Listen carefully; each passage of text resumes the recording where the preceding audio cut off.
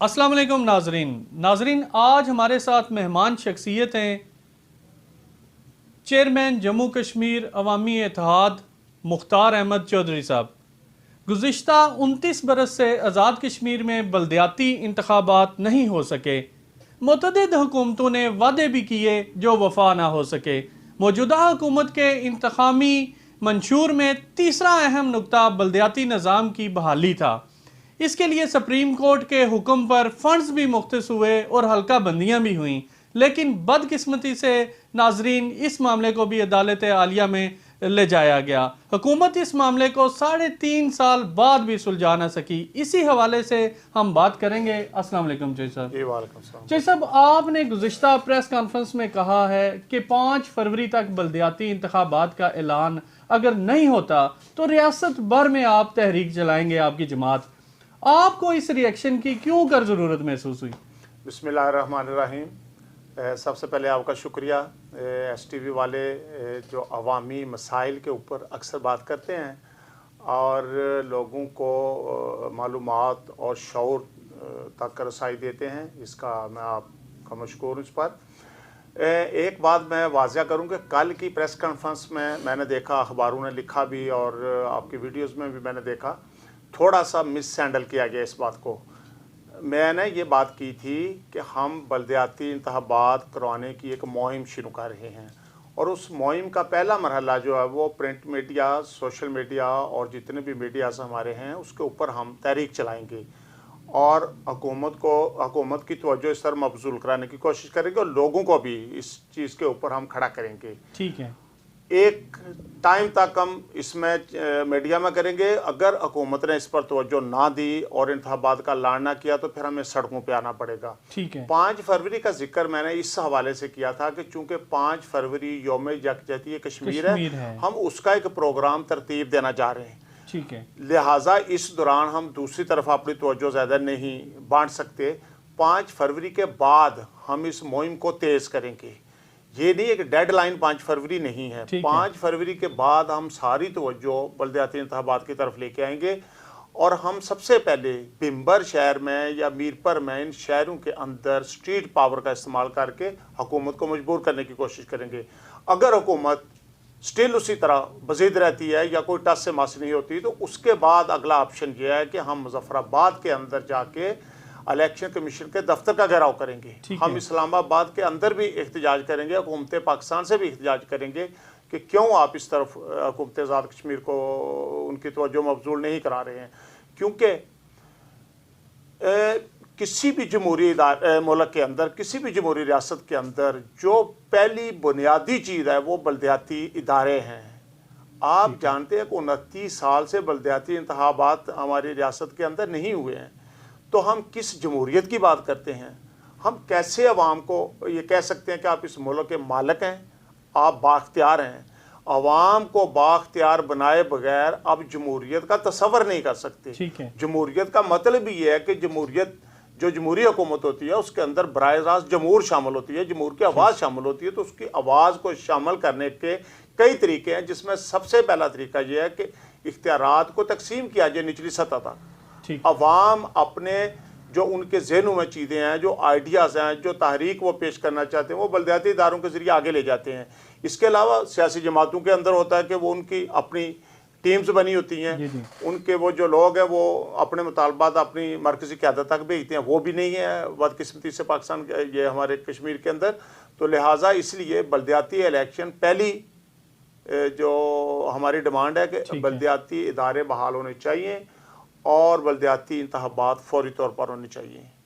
ठीक है जी साहब, जम्मू कश्मीर अवामी इत्तेहाद जमात की बुनियाद आपने रखी। आज़ाद कश्मीर भर में तकरीबन 46 जमातें जो हैं वो इस वक्त रजिस्टर्ड हैं। क्या वजह है कि जो काम 46 जमातें ना कर सकी वो आपकी जमात करना चाहती है? इस जमात को बनाने की ज़रूरत आपको क्यों कर महसूस हुई? मैं पहले भी एक दफ़ा इस पर बात कर चुका हूँ। ये बड़ा अहम सवाल है, बहुत लोगों के ज़हनों में ये सवाल है, बहुत लोग ये पूछते हैं। पहली बात ये कि आपने फरमाया कि 46 जमातें हैं आज़ाद कश्मीर के अंदर रजिस्टर्ड, लेकिन अवाम के अंदर जो लोग जानते हैं वो चंद जमातों को जानते हैं, जिनमें پیپلز پارٹی ہے، مسلم لیگ ہے، مسلم کانفرنس ہے، جماعت اسلامی ہے وغیرہ وغیرہ، پی ٹی آئی ہے، ان جماعتوں کو لوگ جانتے ہیں یا یہ الیکشن میں اپنے نمائندے کھڑے کرتے ہیں. لیکن بدقسمتی سے کوئی ایک جماعت ابھی تک آزاد کشمیر کے اندر ایسی نہیں میں نے دیکھی جو باقاعدہ سیاسی جماعت ہو، اس کو سیاسی جماعت کہا جا سکے، وہ لمیٹڈ کمپنی نہ ہو، وہ کسی خاندان کی نہ ہو. ٹھیک ہے. ایک بھی ایسی جماعت کوئی مجھے بتا دے آزاد کشمیر کے اندر جو یونین کونسل لیول سے مرکزی قیادت تک باقاعدہ الیکشن کراتی ہے، باقاعدہ انتخابات کے ذریعے قیادت کو آگے لے کے آتی ہے، یا کوئی ایسی جماعت جو باقاعدہ منشور رکھتی ہے، جو عوام کے پاس اس کا منشور پہنچا ہے، وہ کیا چاہتے ہیں، کیوں جماعت بنائی گئی. میری سیاست سے کوئی دلچسپی نہیں تھی. یہ جو موجودہ جو صورتحال، موجودہ جو گندی سیاست جسے کہتے ہیں، جس سیاست کو گالی بنا دیا گیا ہے، اس کے اندر میری قطعی کوئی دلچسپی نہیں تھی. میری دلچسپی جس چیز تھی وہ یہ ہے کہ میں نے دنیا کے اندر مختلف ممالک کے اندر دیکھا ہے کہ لوگ کس طرح ترقی کر رہے ہیں، لوگوں نے کس طرح جمہوریت کو مضبوط کیا، لوگوں نے کس طرح عوامی حقوق کو سالو کیا. یہ چیزیں سامنے رکھتے ہوئے میں نے یہ ضرورت محسوس کی کہ یا تو کوئی حکومت، کوئی پارٹی یہ کام کرے، اگر نہیں کرتی تو ہم اس کے لیے اپنی سیاسی جماعت بنائیں گے. میں نے وزیر اعظم کو 2 خط لکھے، ان کو آئیڈیاز بتائے، لیکن ان کا کوئی جواب نہیں ملا. دوسری سیاسی شخصیات سے بھی ملاقاتیں، باتیں ہوتی رہی، کسی نے. ٹھیک ہے. کسی بھی جماعت کے جو بنانے والے ہیں ان سے آپ کی کیمسٹری میچ نہیں ہوئی، آپ کا منشور میچ نہیں ہوا؟ میرے پاس جتنے جو میرے دوست ہمارے ساتھ چلے ہیں، جنہیں میں نے دی، مندیال صاحب کو آپ جانتے ہیں، وہ کتنے ٹیلنٹر ہیں، وہ کتنی اچھی سوچ رکھتے ہیں، ذوالفقار صاحب ہیں، ڈاکٹر احسان صاحب ہیں، عارف یوسف صاحب ہیں، اور دوسرے جتنے بھی دوست، ہم سب ایک چیز ہم سب میں مشترک ہے، وہ یہ کہ ہم عام عوام سے ہیں. ہم انہی گلیوں کے اندر پھرتے ہیں، اپنا سودا سلب خود لیتے ہیں، اپنے کام خود کرتے ہیں، گھر کے کام بھی کرتے ہیں، ساتھ عوام کی خدمت بھی کرتے ہیں. ہم جانتے ہیں، ہم غریب گھرانوں سے تعلق رکھتے ہیں، ہم جانتے ہیں غربت کیا ہوتی ہے، حقوق کیا ہوتے ہیں، تکالیف کیا ہیں، ہمارے مسائل کیا ہیں. ایک سب سے بڑا مسئلہ اس قوم کا بھی اور سیاسی جماعتوں کا بھی یہ ہے کہ یہ اپنا مسئلہ ہی نہیں جانتے، مسئلہ کیا ہے ہمارا. ان کو مسئلہ ہی کا نہیں پتا مسئلہ کیا ہے. ہمارے ساتھ کیا مسائل درپیش ہیں؟ یہ مسائل یہ سمجھتے ہیں کہ ہماری سڑکیں نہیں ہیں، ہمیں کھانے کو نہیں مل رہا، ہمیں یہ. پہلا مسئلہ ہے کہ کیا عوام کو وہ مقام دیا گیا ہے جس کے وہ اہل ہیں، جس کا وہ حق رکھتے ہیں. اس ریاست کے مالک عوام ہے نا، عوام کا شعر ہے نا. کیا ان کو بااختیار بنایا گیا؟ ان کو وہ عزت دی گئی، وہ تکریم دی گئی، وہ جگہ دی گئی؟ ان کو بھیڑ بکریوں کی طرح ڈیل نہیں کیا جا رہا؟ ان کو ڈیروں کے اوپر چکر نہیں لگوائے جا رہے؟ پہلی چیز یہ ہے، پہلا مسئلہ ہے کہ آپ انسانوں کو خود اعتمادی دیں، ان کے اندر کی روشنی کو باہر لائیں، ان کی صلاحیتوں کو سامنے نکھاریں. وہ اپنا کام خود کر لیں گے، وہ سارے کام خود کریں گے. جب تک آپ اس طرف ہی توجہ نہیں دیتے، لوگوں کو مانگنے پہ لگا دیا گیا کہ آپ گلیاں مانگ لو، آپ یہ مانگ لو، آپ وہ مانگ لو. مانگنے پہ نہیں، ان کو خود اعتماد قوم بنانا ہے. جب یہ قوم بنے گی تو یہ سیاسی جماعتیں، یہ سارے جو ادارے ہیں، یہ خود بہت ٹھیک ہونا شروع ہوں گے. تو عوامی اتحاد پہلا کام یہ کرنے جا رہا ہے کہ لوگوں کو شعور دینا ہے، لوگوں کی سوچ کو بدلنا ہے، لوگوں کو یہ بتانا ہے کہ آپ کا اصل مسئلہ کیا ہے. دوسری بات، عوامی اتحاد کوئی موروثی سیاسی خاندان کی جماعت نہیں ہے. عوامی اتحاد کو اسٹیبلشمنٹ نے اسٹیبل نہیں کیا ہے. عوامی جماعت کسی پاکستان کی سیاسی جماعت کے زیر اثر کسی کی چھتری کے اندر نہیں آئی ہے. عوامی اتحاد لوگوں میں سے، عام لوگوں میں سے اٹھ کے ایک جماعت سامنے آ رہی ہے، اور اس کے پاس باقاعدہ منشور ہے. اس منشور کو آپ پڑھیں، کوئی بندہ اس منشور سے اختلاف کرے میرے سامنے آ کے، کوئی سیاستدان کرے، میں اس کو تسلیم کروں گا کہ آپ میرے سے بہتر پروگرام لے کے آؤ، میں آپ کا ساتھ دیتا ہوں. ہمارا مقصد کیا ہے؟ اس ریاست کو درست کرنا، اس ریاست کے اداروں کو فعال بنانا، اس ریاست کے اداروں کو ریاست کا نوکر بنانا اور عوام کی خدمت پہ لگانا. عوام کا نوکر ہے کیونکہ ان کو تنخواہ عوام دیتی ہے بذریعہ ریاست. حکومت کا اس میں کوئی لینا دینا نہیں. دوسری بات یہ کہ جو لوگ اسمبلی کے اندر جاتے ہیں، جس کے لیے ہم بھی جانا چاہتے ہیں، وہ یہ ہے، ایک تو یہ بیس کیمپ تھا آزادی کا، اس کے اوپر ہماری کارکردگی کیا ہے.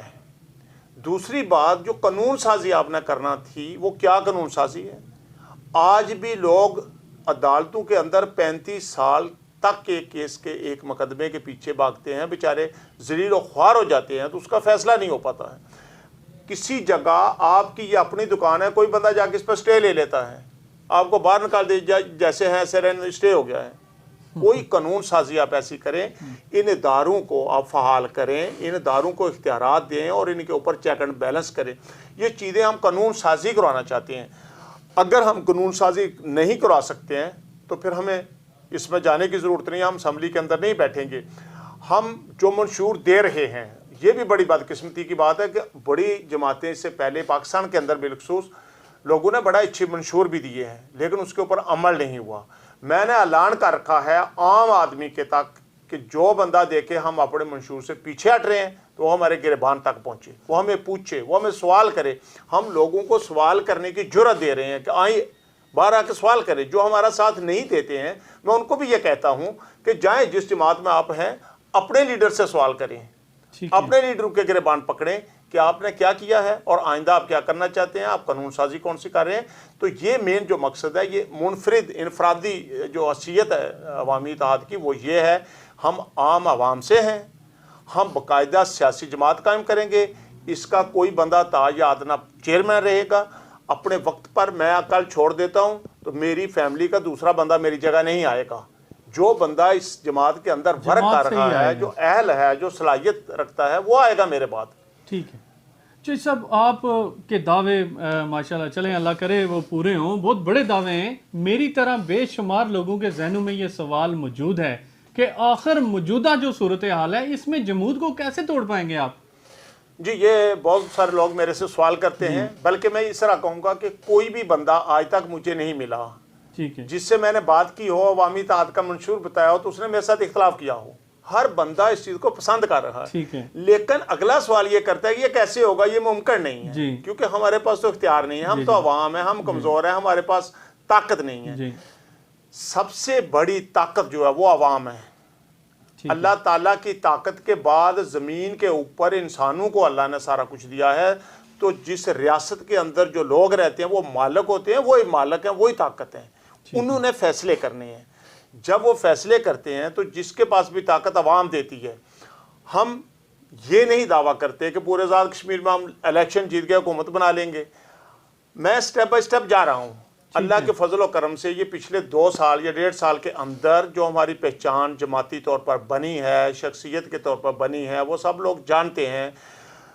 آخر یہ لوگ جن کو آپ سمجھتے ہیں کہ شاید یہ بھیڑ بکریاں، ایسا نہیں ہیں۔ یہ لوگ شعور رکھتے ہیں، یہ عقل رکھتے ہیں، یہ جانتے ہیں کون بندہ سچ بول رہا ہے، کس کے اندر سچائی ہے، کون ہماری خدمت کرنا چاہتا ہے، کون بزنس کرنا چاہتا ہے۔ جب ہم لوگوں کے، ابھی تو ہم سارے لوگوں تک پہنچے نہیں ہیں، جب پہنچیں گے تو ہمیں لوگ جب سمجھیں گے تو ہماری مدد کریں گے۔ ہم صرف 1 سیٹ جیت گئے، اسمبلی کے اندر پہنچ گئے، تو پھر میں آپ کو بتاؤں گا، میں اس پوری آزاد کشمیر اسمبلی کو عوام کے سامنے، میڈیا کے سامنے یا ننگا کر دوں گا یا ان سے وہ قانون سازی کروا لوں گا جو میں کروانا چاہتا ہوں۔ یا تو یہ قانون سازی کریں گے یا سب کے سامنے ننگا ہوں گے کہ ہم عوام کو اختیار نہیں دینا چاہتے، ہم عوام کو ان کے مسائل کو حل نہیں کرنا چاہتے، ہم ان کو اپنا زیر نگین بنا کے رکھنا چاہتے ہیں۔ یہ چیز عیاں ہو جائے گی بالکل۔ یا تو یہ لوگ، وہ میری بے شک کسی جماعت سے تعلق رکھتے ہوں، جو میرا تحریک ہوگی، جو میرا بل ہوگا اسمبلی کے اندر، جو میں قانون پیش کروں گا، وہ عوام کی بھلائی کا ہوگا۔ تو عوام کی بھلائی سے جب یہ انکار کریں گے تو ننگے ہوں گے۔ اگر یہ بنا دیں گے تو میرا مقصد حل ہو جائے گا۔ اگر یہ نہیں بناتے تو میں اس جو اسمبلی کی سیٹ کی جو میری کرسی ہوگی اس کو ٹھوکر مار کے واپس باہر آ جاؤں گا، آ کے عوام کو بتاؤں گا بھی جس مقصد کے لیے گیا تھا آپ کے نمائندے یہ ہیں، اگر آپ چاہتے ہیں اس کو مسائل کو حل کرنا چاہتے ہیں تو پھر ہمیں پوری طرح اکثریت دیں، پھر ہمیں ہر حلقے سے الیکشن جیتنا ہوگا، تب جا کے ہم اپنی اسمبلی بنائیں گے۔ لیکن بنیادی طور پر میں صرف چاہتا ہوں کہ اسمبلی کے اندر پہنچ کے میں اپنا جوہر تو دکھاؤں، اپنی بل تو پیش کروں، جو میرا منشور ہے اس کے اوپر عمل تو کرانے کی کوشش کروں۔ چوہدری صاحب، آخری سوال میں کروں گا۔ میں نے آپ کا ایس ٹی وی پہ پروگرام کیا تقریباً 6 ماہ سال پہلے، تو اس وقت جب میں نے پروگرام کیا تو آپ نے کہا جی کہ جو میرے ذہن میں جو ہے کہ میں سفر، کامیابی کا سفر جو ہے وہ طے کر رہا ہوں، تو آج میں 6 ماہ یا سال کے بعد آپ سے یہ پوچھتا ہوں کہ کیا جو سفر ہے جو آپ کے ذہن میں تھا، کیا وہ آپ کے عین ذہن کے مطابق ہی پورا ہو رہا ہے؟ لوگوں نے عوام نے آپ کو رسپانس دیا؟ اللہ کا بہت شکر ہے کہ جو میرا ٹارگٹ تھا، جو میرا ایک میں جس سٹیپ سے چل رہا تھا اس سے بہت آگے چلے گئے ہیں. ٹھیک ہے. بہت تیزی آئی ہے. میں نہیں سمجھتا تھا، میں خود بھی نہیں سمجھتا تھا، کیونکہ جیسے لوگ آپ بھی باتیں، سب لوگ یہ باتیں کرتے ہیں کہ ان کو لوگوں کو سمجھانا بڑا مشکل کام ہے، یہ نہیں مانیں گے، یہ پھر ادھر جائیں گے ادھر جائیں گے، یہ کریں گے، یہ مفاداتی سیاست کے اندر ہے. لیکن میں اللہ کا شکر ادا کرتا ہوں اور ان لوگوں کا شکر ادا کرتا ہوں کہ جتنی جلدی ان لوگوں نے یہ بات پک کی ہے. آج جو ہم 2 سال میں کرنا چاہتے تھے وہ 6 مہینے میں ہو چکا. ہم اس پوزیشن میں آ چکے ہیں کہ ہمیں آپ ایک فگر کے طور پر سیاست سے باہر نہیں کر سکتے ہیں. اب بمبر کے اندر کم از کم، باقی اضلاع کی میں بات نہیں کر رہا ہوں، بمبر کے اندر ایک فگر ہے عوامی اتحاد، اس کو آپ مائنس کر کے سیاسی جو وہ پلیٹ فارم ہے یا جو سیاسی جمہوریت کا جو ہے اس کو مکمل نہیں کر سکتے. آپ کو عوامی اتحاد کو کنسیڈر کرنا ہوگا، آپ کو اس کو سمجھنا ہوگا کہ عوامی اتحاد کے بغیر بمبر کی سیاست مکمل نہیں ہوگی. یہ 6 مہینے کے اندر اگر ہوتا ہے تو ابھی 1.5 سال باقی ہے. ہم پوری امید رکھتے ہیں کہ ہم اپنی جدوجہد پہ، اپنی نیت پر، اپنے رستے پر، اللہ پر ایمان رکھتے ہیں کہ ہم کامیاب ہوں گے. ہم یہ الیکشن جو آ رہے ہیں اسی کے اندر اسمبلی میں پہنچنا چاہتے ہیں. ہم جیتیں گے انشاءاللہ. ہمارے پاس ایسا پلان موجود ہے، ہم اپنا ورک بھی کر رہے ہیں. بہترین ہمارے جو ساتھی مخلص لوگ ہیں وہ کام کر رہے ہیں. تو آخر لوگ یہ بات سمجھ جائیں گے اور ہم انشاءاللہ کامیاب ہوں گے. ٹھیک ہے، بہت شکریہ چودھری صاحب. آپ لوگوں کا بہت شکریہ. جی ناظرین بہت امید سے ہیں ہمارے چودھری مختار صاحب. ناظرین اپنے میزبان ہارون رشید کو اجازت دیجیے. اللہ حافظ.